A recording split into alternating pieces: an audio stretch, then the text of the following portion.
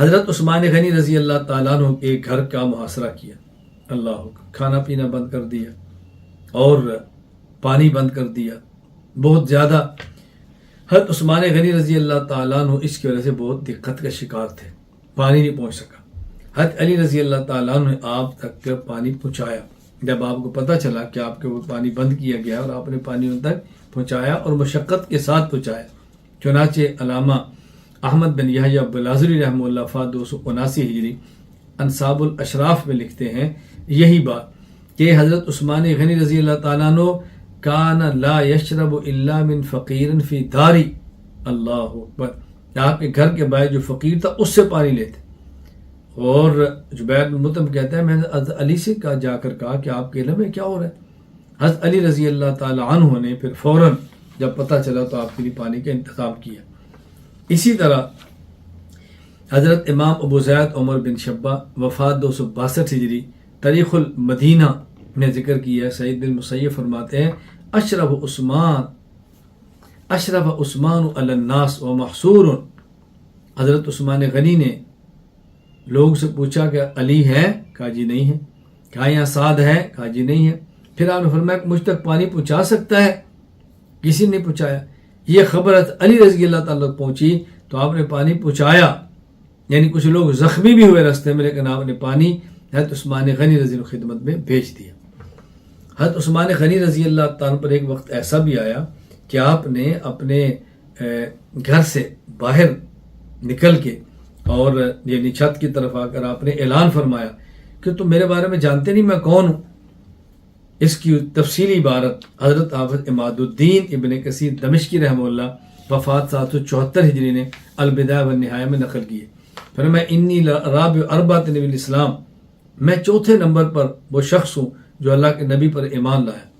لقد انکحنی رسول اللہ صلی اللہ علیہ وسلم ابنتا، حضور نے اپنی بیٹی کے ساتھ میرا نکاح کیا اور جب وہ فوت ہوگی آپ نے دوسری بیٹی میرے نکاح میں دی۔ ولا زنیت ولا سرخت فی جاہلیہ ولا اسلام، میں نے کبھی جاہلیت میں بھی اور اسلام میں تو سوچا بھی نہیں جا سکتا کبھی زنا نہیں کیا، کبھی چوری نہیں کی۔ ولا تغنی تو کبھی گانا نہیں سنا، ولا تمنی تو کبھی اسلام سے پھرنے کی تمنا نہیں کی، ولا مسست فرجی بیمینی، اور میں نے جب سے رسول اللہ صلی اللہ علیہ وسلم کے ہاتھ پر بیعت کی ہے کبھی میں نے دائیں ہاتھ سے شرمگاہ کو نہیں چھوا۔ وَلَقَدْ جَمَعْتُ الْقُرْآنَ، میں پیغمبر صلی اللہ علیہ وسلم کے دور میں قرآن کریم کو میں نے جمع کیا، اور کوئی ایک ہفتہ نہیں گزرتا جب میں غلام آزاد نہیں کرتا۔ اگر ایک جمعہ آزاد نہ کر سکوں اگلے جمعے 2 غلام آزاد کرتا۔ آپ میرے ساتھ یہ ظلم کر رہے ہو، آپ کیا مجھے جانتے نہیں ہو؟ خیر اس طرح کی اور بھی آپ کی گفتگو موجود ہے جو آپ نے کی ہیں۔ صحابہ کرام رضی اللہ عنہم مجمعین مدینہ منورہ میں ہیں، حالات بہت خراب ہیں اور بلوائیوں نے مدینہ منورہ کے فساد میں چھایا ہوا ہے، اور آپ یہ بات فرما رہے ہیں جو کہ آپ کے اوپر کھانے اور پانی تک کو بند کر دیا گیا۔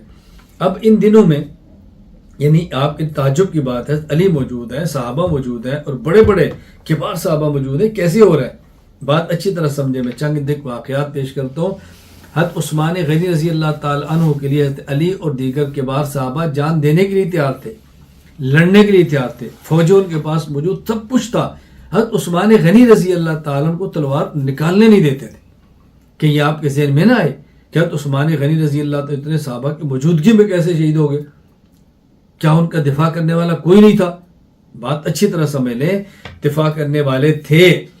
حضرت علی اور اکابر صحابہ آپ کے حق میں کھڑا ہونا چاہتے، تلواریں نکالنا چاہتے، باغیوں کو کچلنا چاہتے۔ حضرت عثمان اجازت نہیں دیتے تھے کہ میں مدینہ منورہ میں خون ریزی نہیں کرنے دوں گا۔ میں چند عبارات پیش کرتا ہوں۔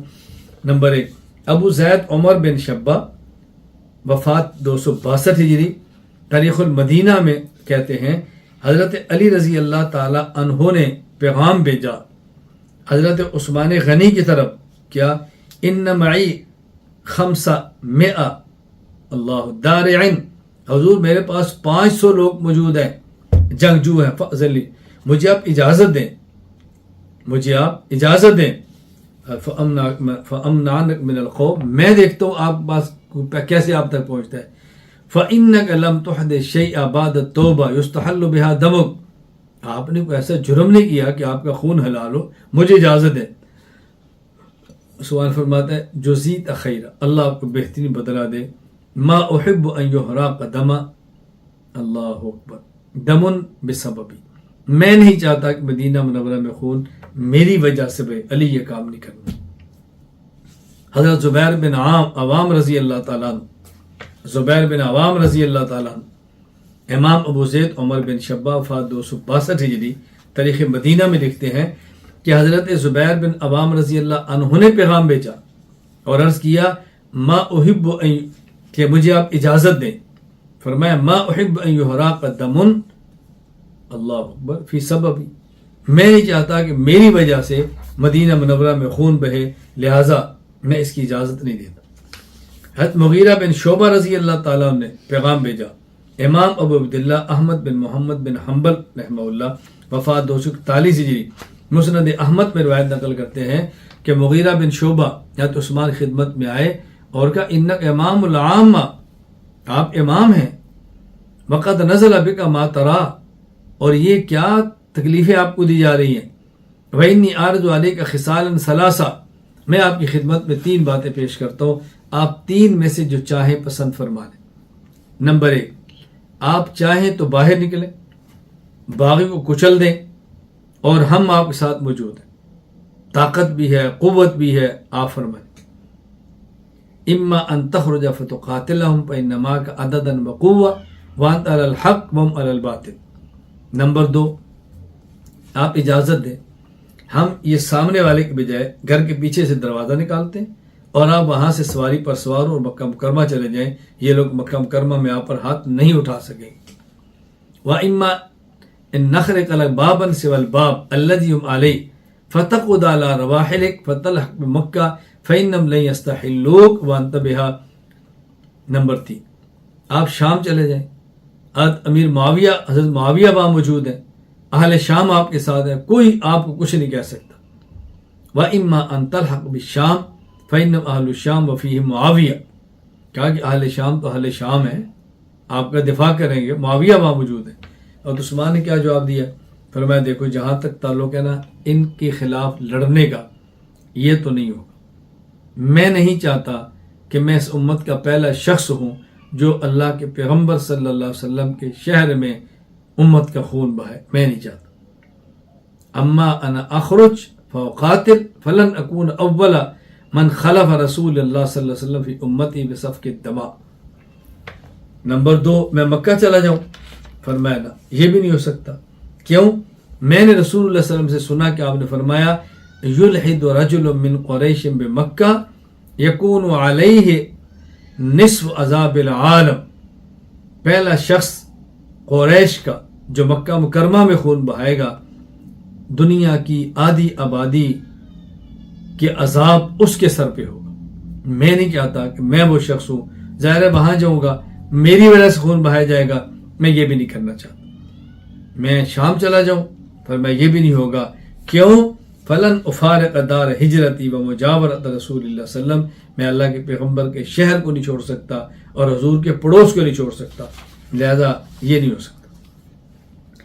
حضرت عبداللہ بن زبیر رضی اللہ تعالیٰ عنہ، انہوں نے کیا پیغام بھیجا اور آپ نے کیا جواب دیا؟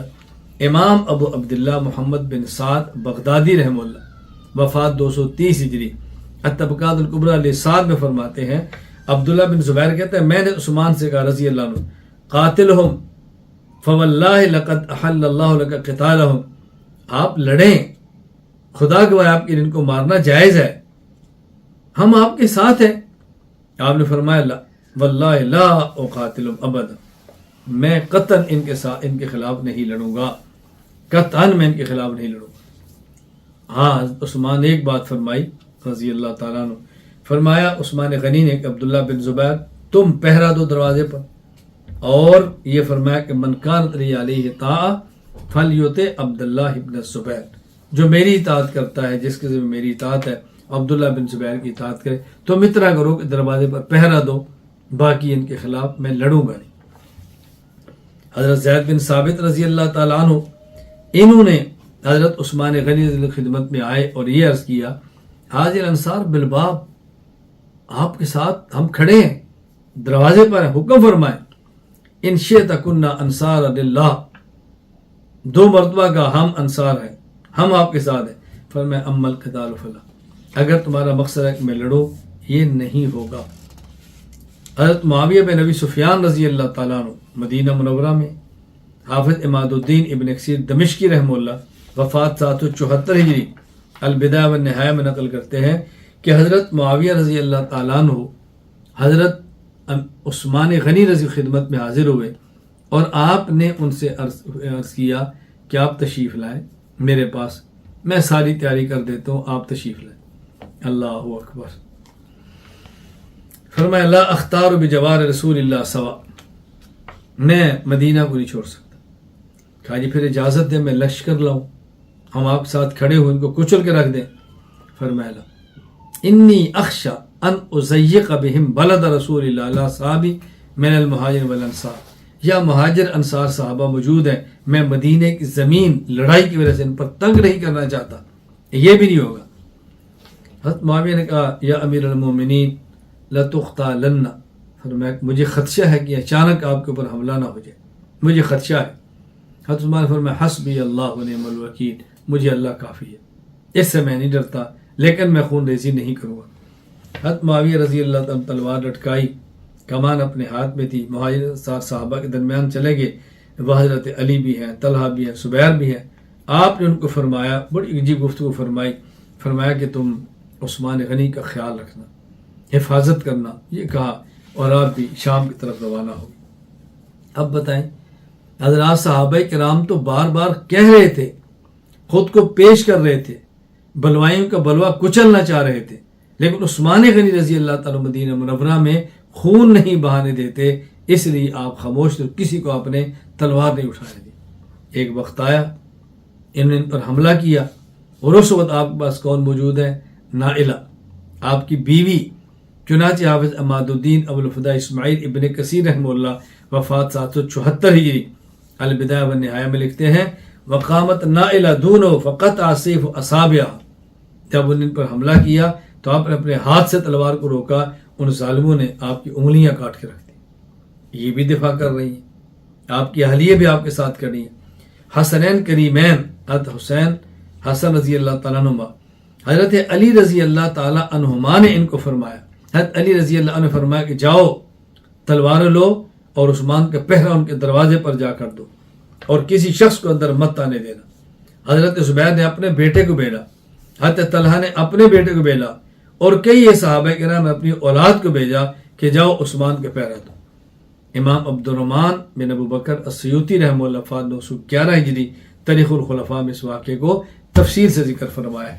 یہاں علی نے فرمایا حسن حسین کو اذهبا بسيفكما حتى تقوما على باب عثمان فلا تدع احدا يصل اليه، وبعث زبیر ابن، وبعث طلحة ابن، وبعث عدة من اصحاب رسول اللہ صلی اللہ علیہ وسلم ابناءه۔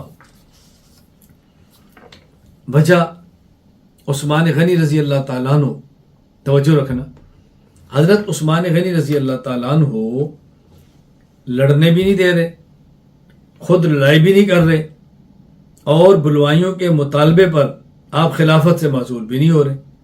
تو لڑائی نہیں چاہتے پھر خلافت کو چھوڑ دیں، خلافت سے کیوں معزول نہیں ہو رہے اور کیوں دستبردار نہیں ہو رہے؟ اس کی وجہ نبی پاک صلی اللہ علیہ وسلم کا ایک عہد تھا، آپ اس عہد کی پاسداری کرتے رہے۔ عہد کیا تھا؟ حضرت عائشہ رضی اللہ تعالیٰ صلی ہیں کہ رسول اللہ صلی اللہ علیہ وسلم فرمایا یا عثمان انہ لعل اللہ یقمصک قمیصا فاذا ارادوک علی خلعہ فلا تخلعہ لهم، اللہ تعالیٰ تمہیں خلافت کی قمیص پہنائیں گے اور یہ لوگ اس کو اتارنا چاہیں بھی اس کو نہ اتارنا، یہ خلافت کی قمیص مراد تھی۔ امام ابو عیسیٰ محمد بن عیسیٰ بن سورہ ترمذی رحمۃ اللہ علیہ وفات 279 ہجری جامع ترمذی حدیث نمبر 3705 اس کو ذکر کیا۔ اسی طرح حضرت امام ابو عیسیٰ محمد بن عیسیٰ بن سورہ ترمذی رحمہ اللہ نے جامع ترمذی حدیث نمبر 3711 خود حضرت عثمان رضی اللہ تعالیٰ فرمایا کرتے تھے ان رسول اللہ قد عہد الی عہدا فانا صابر علیہ، چونکہ حضور پاک نے مجھ سے عہد لیا تھا، میں اس عہد پہ قائم ہوں اور میں صبر کر رہا ہوں اور میں یہ خلافت کی چادر کو اتاروں گا نہیں، یہ وجہ تھی۔ خیر ایک دن آیا کہ حضرت عثمان غنی رضی اللہ تعالیٰ عنہ کے بارے میں رسول اللہ صلی اللہ علیہ وسلم نے جو ارشاد فرمایا تھا وہ سچ ہونا تھا، وہ دن آنا تھا، آیا حضور پاک صلی اللہ علیہ وسلم نے کیا فرمایا؟ امام ابو القاسم سلیمان بن احمد بن ایوب الشامی الطبرانی رحمہ اللہ، وفات 360 ہجری، المعجم الکبیر الطبرانی حدیث نمبر 601، فرماتے ہیں اوس بن اوس نے کہا کہ رسول اللہ صلی اللہ علیہ وسلم نے فرمایا انا جالس اذ جعلت فی یدی تفاخۃ، حضور نے فرمایا کہ میں بیٹھا ہوا تھا، میرے ہاتھ میں سیب رکھا گیا، اس سیب کے 2 ٹکڑے ہوئے، اس میں خوبصورت عورت نکلی، اور اللہ اکبر، اس سے بہتر میں نے خوبصورت عورت نہیں دیکھی، اور اللہ کی تسبیح اتنی اچھی کر رہی ہے کہ پہلے اور بعد والے لوگ شاید ایسی تسبیح کبھی نہ کریں۔ میں نے پوچھا تم کون ہو؟ اس نے کہا انا من الحور العین، میں حور عین ہوں، خلقنی اللہ من نور عرشی، اللہ نے مجھے اپنے عرش کے نور سے پیدا فرمایا۔ میں نے کہا لمن انت، کس کے لیے؟ اس نے کہا للخلیفۃ المظلوم عثمان بن عفان، آپ کی امت کے خلیفہ عثمان بن عفان جو مظلوم یعنی ظلماً شہید کر دیے جائیں گے، تو اللہ کے نبی صلی اللہ علیہ وسلم نے ان کے بارے میں اطلاع دی تھی کہ شہید ہو۔